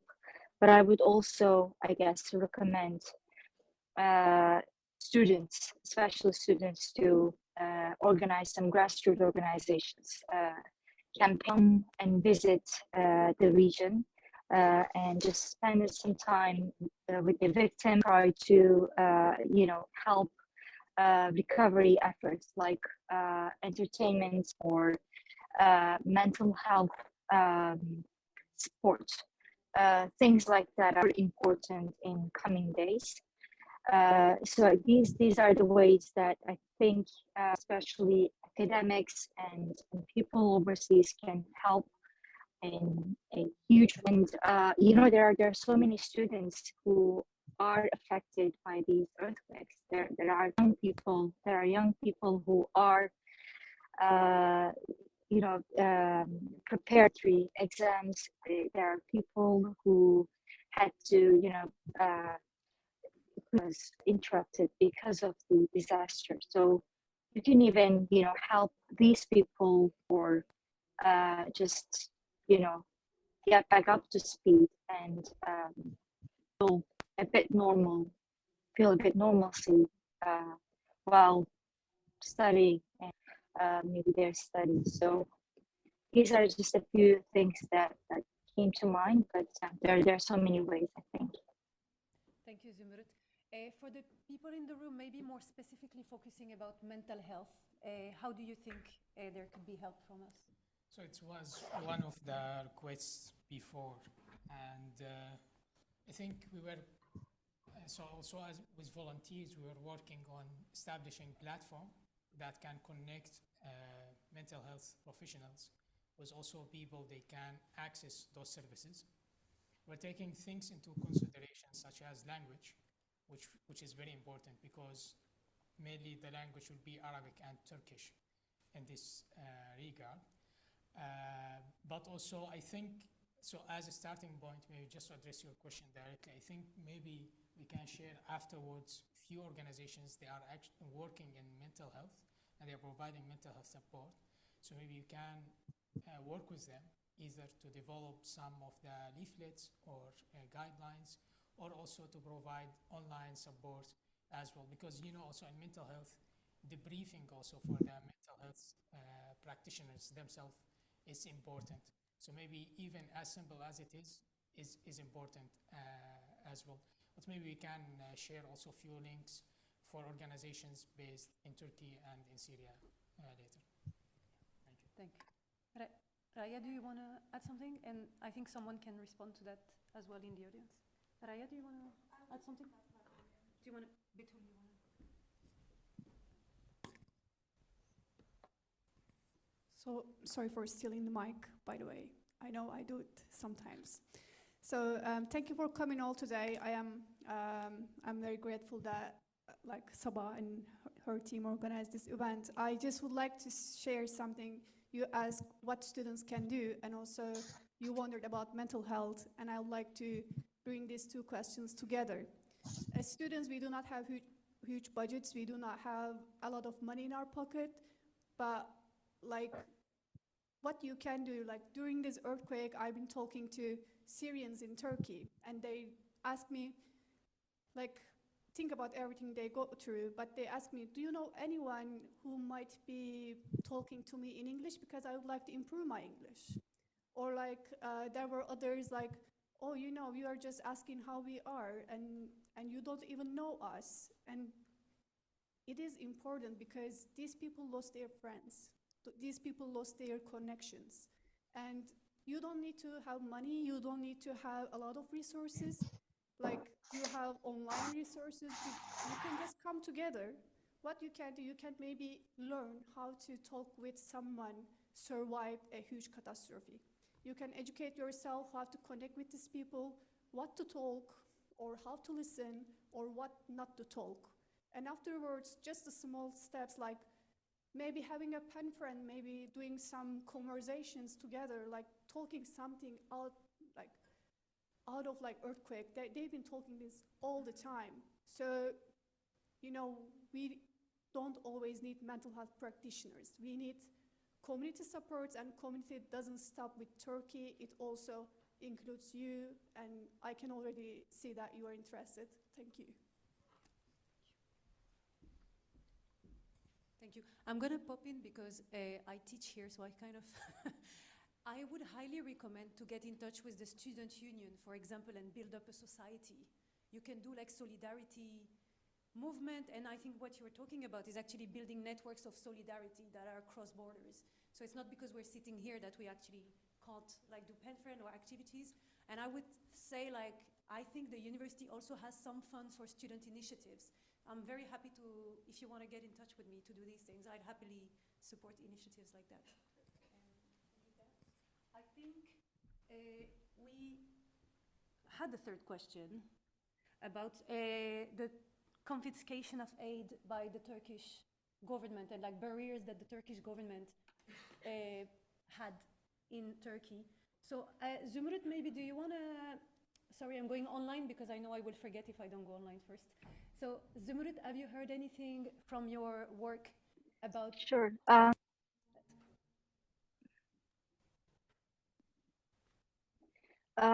I any intentional confiscation of aid to Syria. I believe the question was about the aid that is going to, or that was to go to northwest Syria, and it was the officials there.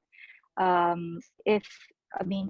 am not aware of any situation. No, is that because of the earthquakes, highways were damaged.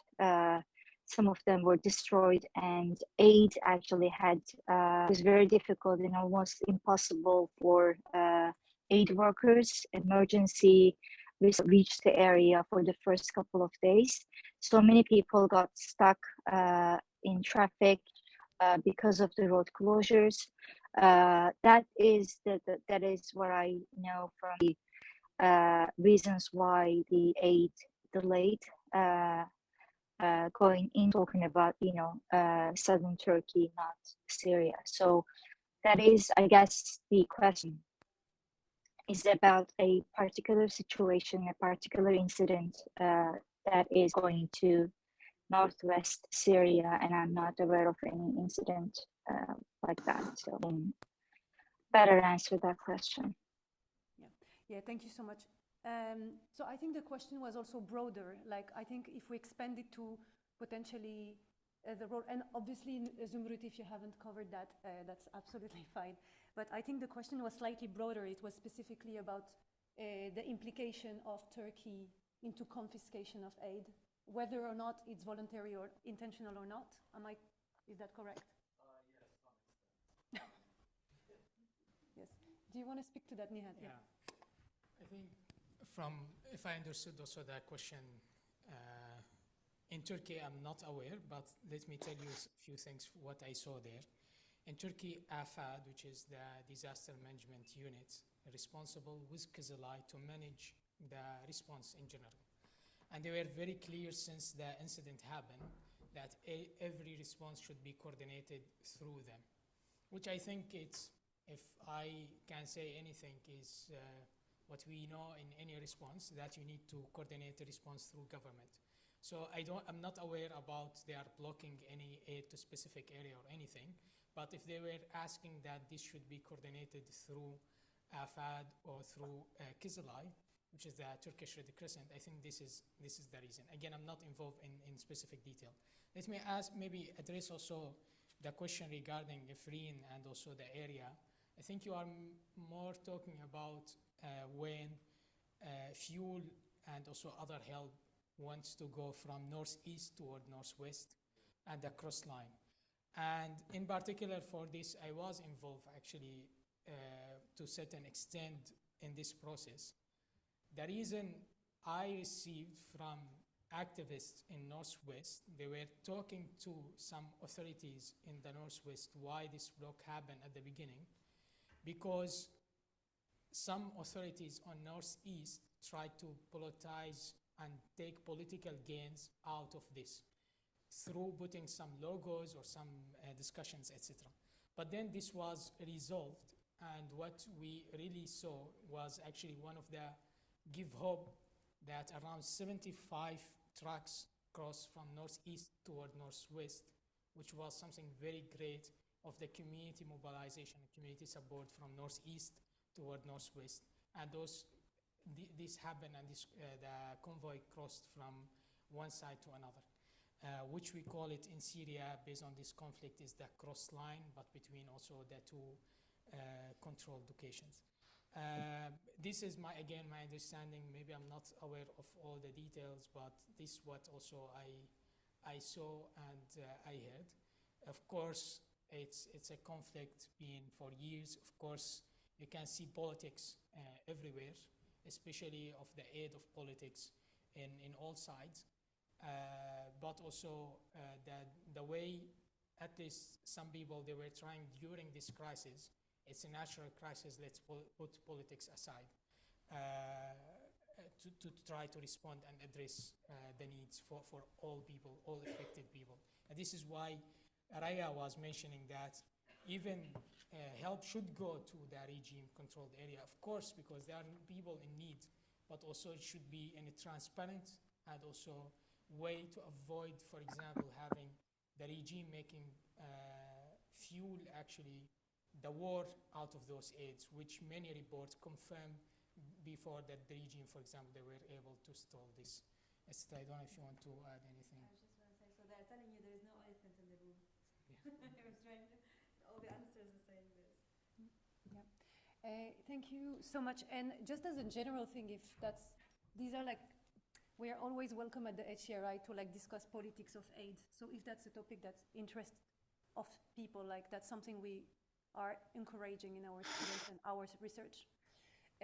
We're gonna take questions online. I think, how many? 3? So we're gonna take the 3 questions online, everyone. Yep. So firstly, we have from Jennifer, do you have any ideas for how you might recommend the UN should restructure their process for rapid response to better support victims and responders? And the second question, are there any safety concerns in respect of the responders' safety in relation to asbestos, building safety, lack of PPE, etc., that this being separate to the obvious security risks? And we also have several requests for people that are sending donations to Syria or Turkey were not to send money directly to local NGOs, but instead to families and affected people directly. What is your reflection about this? How do you see the role of refugee-led organizations as a local actor in response to Turkey? Okay.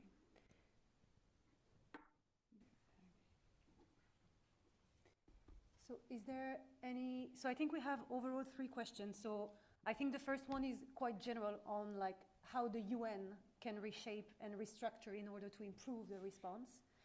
The second would be around a reflection on the safety concerns for responders, including exposure to asbestos, which has been reported actually. And the third one is a more reflection on donation and sending money directly to family and the role of refugees, or I would say the diaspora in general in supporting. Yeah. So shall we, who wants to take that? Any? It was about sending the money directly to family and the role of the diaspora and refugees in supporting. Refugee-led. Do you want to repeat it, Mili? Yeah. Sorry. How will you see the How you see the role of refugee-led organizations as local actors in response to Turkey?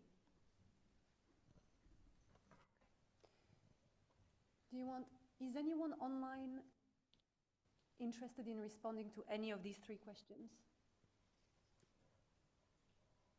Zümrüt or Ismail? Maybe Ismail, you want to speak to the, is there any safety concerns that you have faced when you were responding during the response? Any like health and safety problems for you as volunteer or your colleagues? Our concerns during the response were all about the safety of, we faced major difficulties during the response. First one was the aftershocks. So the aftershocks, while the volunteers beneath the rubble and trying to release those who trapped. Actually, there were many volunteers were injured by the aftershocks, and while the teams were working to save, and other things happened that collapsed. A building collapsed partially on the team, not because let me say the aftershocks. Another volunteer lost his eye while trying to save a little girl.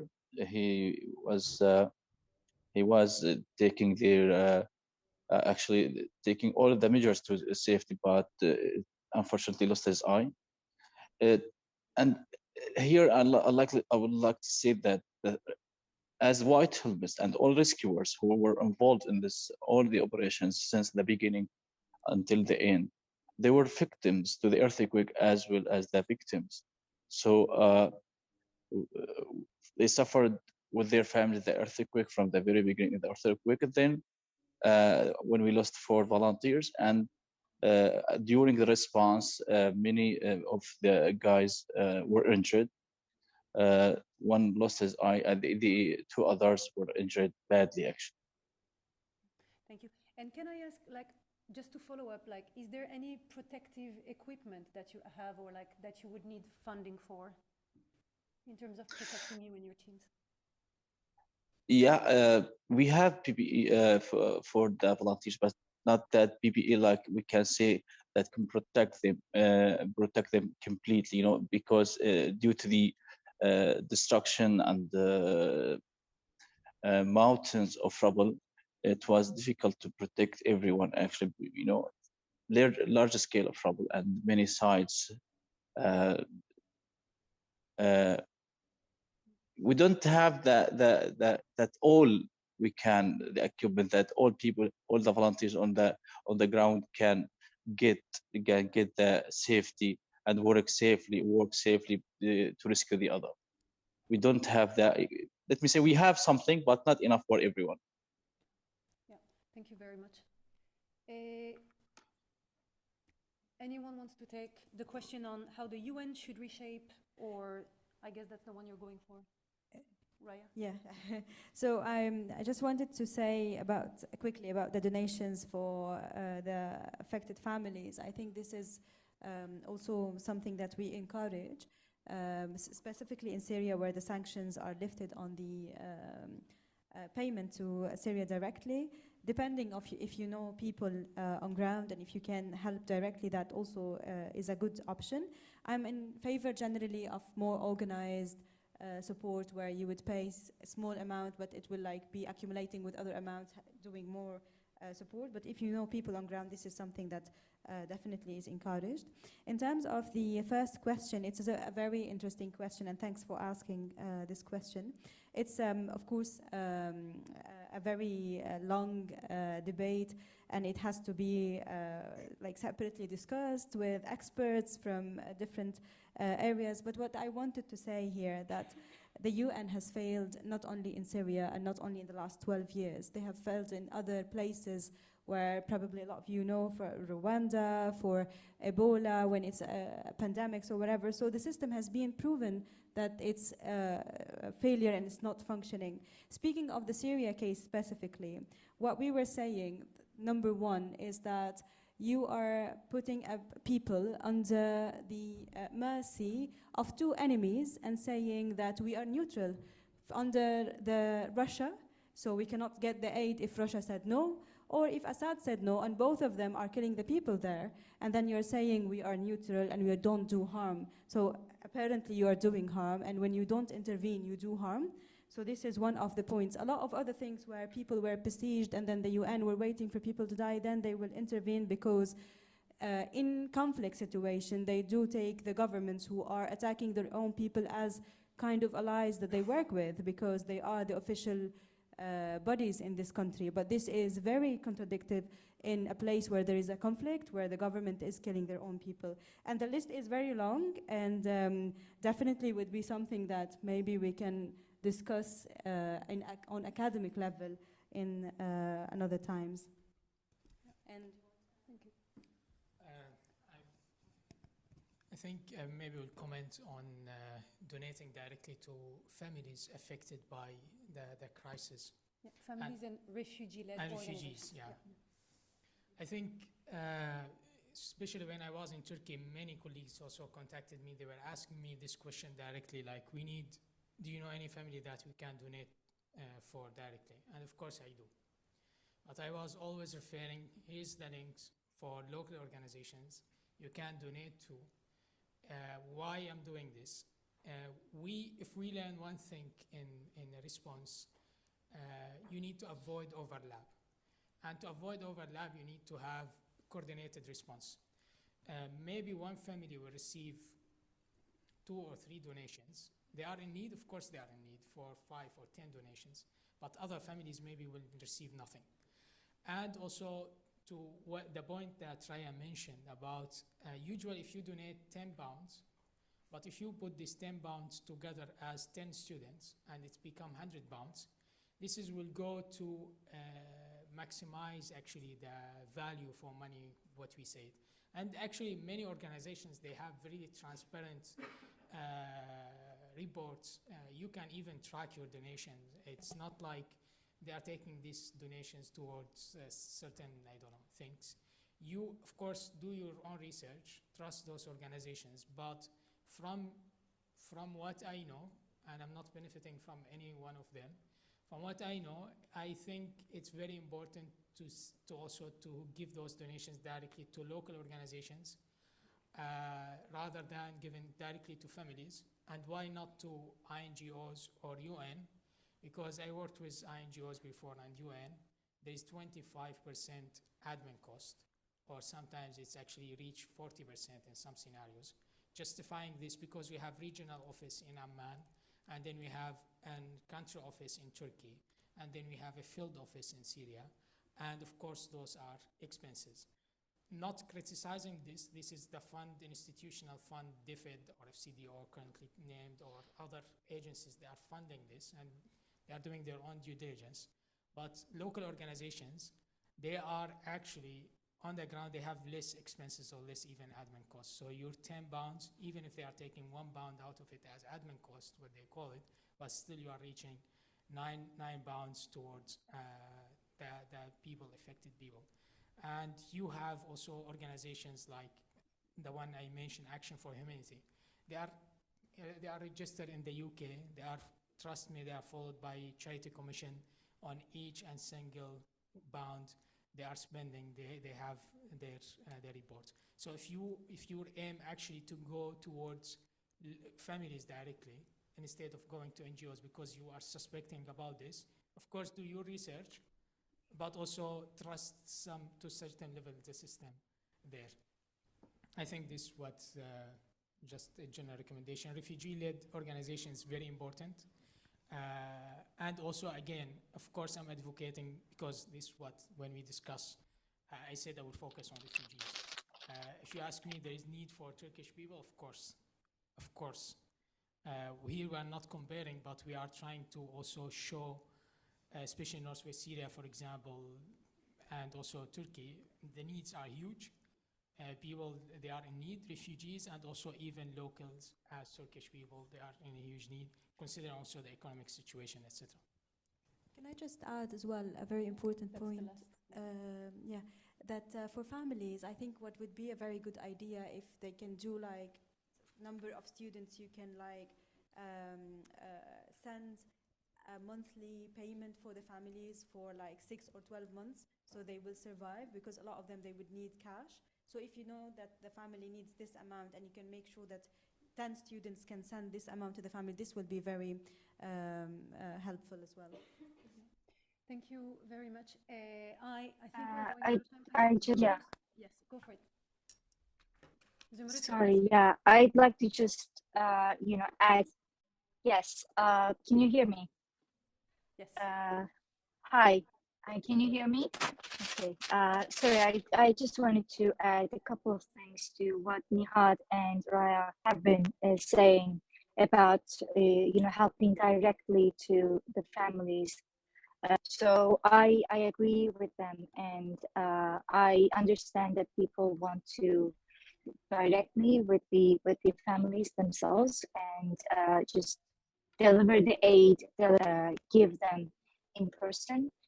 You can actually do that as well. But it needs to be coordinated, and if you coordinate with these organizations, local organizations or Syrian organizations, refugee organizations, they will help you come here and in person. You can also make in-kind donations, but the need changes and even changes from time to time. Is now is not the need maybe 2 days from now. So that's why they don't overlap, and we just pinpoint whatever is actually needed, what help responsibly. So thank you. That's all. Thank you so much.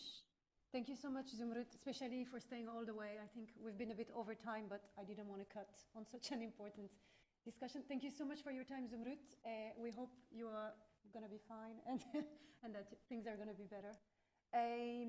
I want to thank everyone. I think just before closing, I think I really think there is maybe a call for a next chat about rethinking aid, and like maybe some people want to do research on what does a locally grounded response, first response look like. That would be a fantastic. If anybody does research on that, please get in touch. If not, we also have PhDs scholarship sometimes. So please do check out and get in touch. Thank you so much for all the speakers, for your time, for your inspiring stories, and thank you so much for all the work you're doing. And yeah, we are sending again all our thoughts to everyone online and here. Thank you so much.